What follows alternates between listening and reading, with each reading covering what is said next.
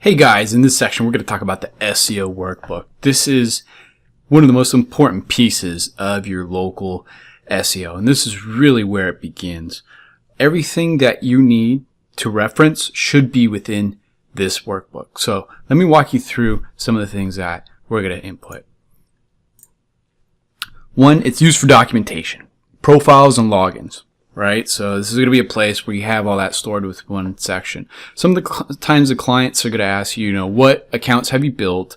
And also you want to be able to hand this over to them because they should have access to this as well. A lot of times I'll share my Excel doc, and then when they look at it, they go, oh, wow, you've been doing a lot of work. Also, you got to track your backlinks here. So you want to make sure that you've got a place to where you're seeing what your anchor text is and what dates you're putting them up. In order to make sure that you're optimizing correctly. You're also going to have your business information, your NAP, name, address, phone, and website, your business location and description with exact addresses, social profiles, all that you need within the business information, because it's very important that you copy and paste the same exact address, the same exact phone number, with parentheses in the same place. With the decimal BLVD, with the period versus not with the period. It all needs to be as close and exact as possible to help search identify within its algorithms what's it able to correlate to. You're also going to input your competitor research, starting metrics, search engine results. So let's take a look at the workbook.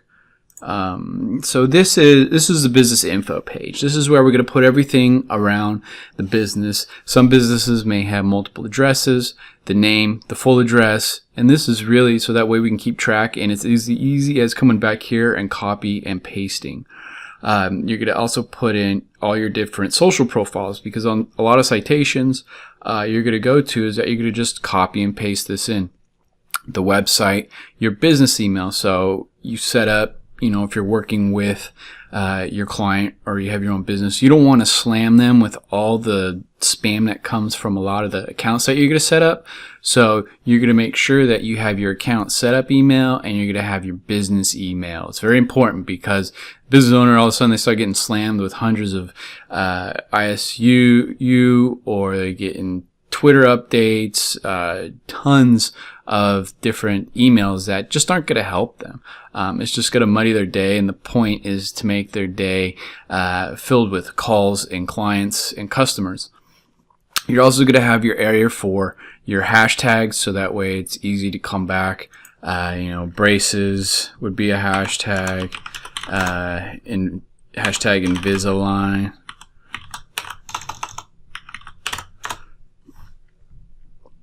You're also going to have your service tags. So when you're setting up accounts, if you got a virtual assistant doing it, you want them to be able to easily pull for this. So this is also for you or for anyone who's working on this account. Your short description, and then your long description that contains all the information that we'll look in how to write in a future video. Primary keywords that you're targeting, we're going to go over how to identify that within the keyword video. You're going to have your search. This is a search volume per month. Your difficulty and suggested bid. This gives us an idea of even potentially how to, state how much you're actually worth. Because if you're driving, 10 to 20 braces searches per month, right? And it's the $10 per search, that's $200 right there that they're not spending in paid advertising, but they're getting it through organic. So it's one of the ways to look at it.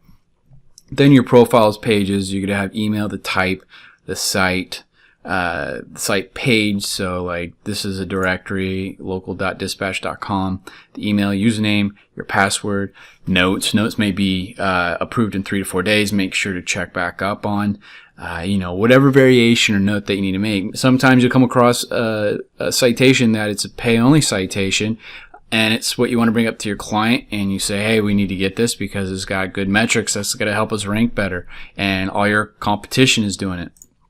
We've got our citation listings. So we've got the type of citation, we've got the citation source, we've got the DA, and we'll go through all this in future videos. as well as, you know, your notes, submit URL, username and passwords. You got the backlinks. So 8/14/2016 as an example, we placed on worldmap.harvard.edu a backlink we had received from them. I know that they stopped allowing to do this, but it's just an example of what you could have. So maybe you have ada.org and your anchor is best orthodontist for braces, and then the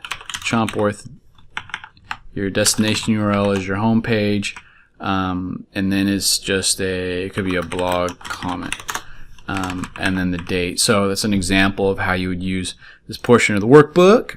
And then we have your competitors. So this is where you want to list those that we're going up against, and you want to put what their metrics are, the number of backlinks and the domains. So we start reverse engineering what they're doing, but it also is our target. So we need something to shoot for, so that way we can beat out what they've got going on and dominate them.